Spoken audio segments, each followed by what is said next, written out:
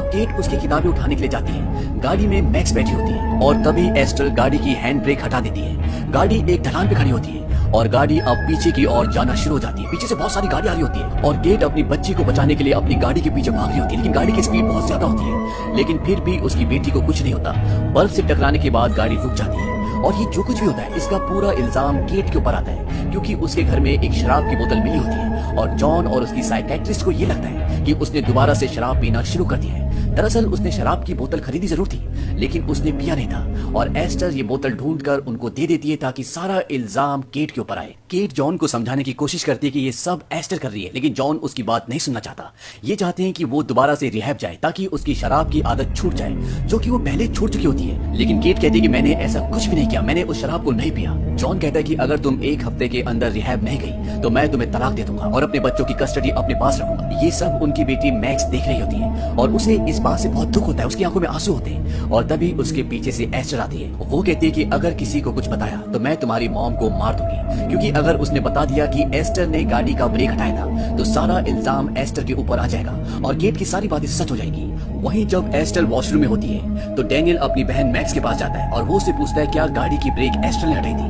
वो कहती है कि हाँ, और वो उसे बहुत सारी ड्राइंग्स दिखाती है जिसमें उसने वो सारी घटनाओं के चित्र बनाए होते हैं जो आज तक एस्टर ने किए हैं। उसमें वो चित्र भी होता है जब पार्क में उसने एक बच्ची को ऊपर झूले से धक्का दिया था। उसमें वो चित्र भी होता है जहाँ पर उसने नन की हत्या की थी और उसमें डैनियल के ट्री हाउस का चित्र भी होता है। और डैनियल कहता है वहाँ पे तुम क्या कर रही थी। मैक्स बताती है कि वहाँ पर हमने वो सारे सबूत छुपा रखे जिससे उसने नन की हत्या की थी। डैनियल पूछता है क्या वो अभी भी वहाँ पर है। वो कहते कि हाँ। और जब ये दोनों ये सारी बातें कर रहे होते हैं तो एस्टर बाहर से सब कुछ सुन रही होती है और उसे अब पता है कि डैनियल को सारा सच पता है। वहीं अगले दिन ये दिखाया जाता है कि केट एस्टर के सामान की तलाशी लेती है और वहाँ पर उसे एक किताब मिलती है जिसमें एक इंस्टीट्यूट का नाम होता है और ये होता है सारनी इंस्टीट्यूट। और जब वो गूगल पे सर्च करती है तो उसे वहाँ का फोन नंबर मिलता है। केट उस जगह पर कॉल करती है और वो पूछती है क्या ये सारनी अनाथालय है। वो कहते कि नहीं, ये एक मेंटल हॉस्पिटल है। ये सुनकर केट हैरान होती है और वो एस्टर की फोटो के साथ उसकी डिटेल और सब कुछ उन्हें मेल कर देती है। वहीं दूसरी तरफ ये दिखाया जाता है कि डैनियल अपने ट्री हाउस में उन सबूतों को लेने के लिए जाता है, लेकिन सबूत वहाँ पर नहीं होते। वो एस्टर ने पहले ले ली होती है और एस्टर पीछे से आती है। वो कहती है क्या तुम इन सबूतों को ढूंढ रहे हो। वो सारे सबूत नीचे जमीन पर फेंकती है और उस पर आग लगा के दरवाजा बाहर से बंद कर देती है। अब ये ट्री हाउस जलना शुरू हो जाता है और डैनियल अंदर है।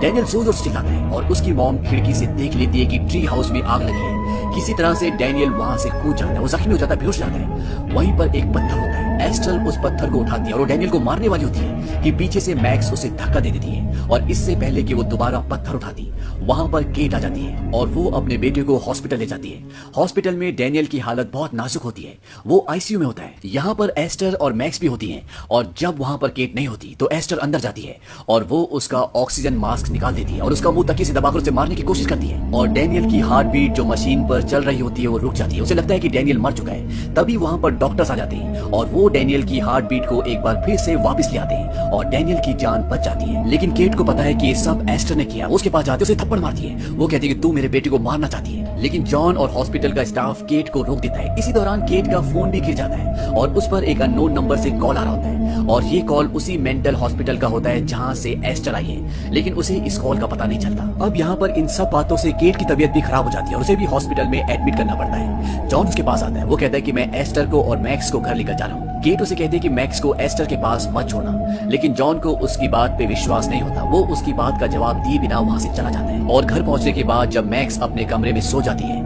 तो एस्टर जॉन के पास आती है। जॉन पूरी तरह से ड्रंक होता है और एस्टर बड़ी औरतों की तरह मेकअप और उनकी तरह कपड़े पहनकर जॉन के पास आती है और वो उसे सिड्यूस करना शुरू करती है, यानी कि सेक्सुअली उसे अपनी तरफ अट्रैक्ट करने की कोशिश करती है। और ये सब देखने के बाद जॉन हैरान हो जाता है और उसे विश्वास हो जाता है कि जो उसकी पत्नी केट कह रही थी वो बिल्कुल सही था। जॉन उसे डांटता है। एस्टर कहती है कि मुझसे बच्चों की तरह बात करना बंद करो। जॉन कहता है कि तुम ऊपर अपने कमरे में जाओ, कल मैं सिस्टर को बुलाऊंगा और तब हम ये फैसला करेंगे कि तुम्हें यहाँ पे रहना चाहिए कि नहीं। और वो ऊपर चली जाती है और एस्टर अपने कमरे में ऊपर जाकर रोना शुरू कर देती है।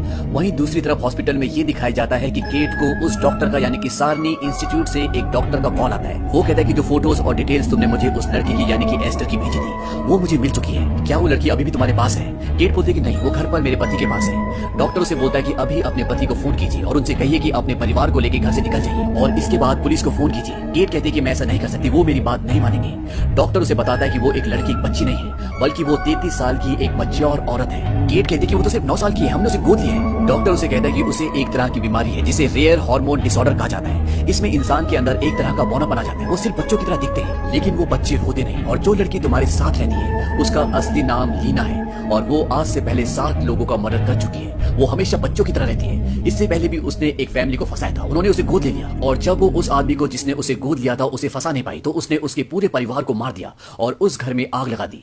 डॉक्टर उसे ये भी बताता है कि उसके अंदर गुस्सा बहुत है, इसीलिए वो हमारे मेंटल हॉस्पिटल में एडमिट थी और जब हम उसे अकेले में बंद कर देते थे तो वो अपनी कलाई को और अपनी गर्दन को काट देती थी। मुझे तो हैरानी है कि आपने वो निशान देखे क्यों नहीं। केट ने वो निशान इसलिए नहीं देखे होते क्योंकि वो उन निशानों को हमेशा कपड़े से स्कार्फ से ढक कर रखती थी। लेकिन केट को अब पता है कि उसके परिवार की, उसके पति की और बेटी की जान खतरे में है, इसीलिए वो हॉस्पिटल से घर की तरफ निकलती है।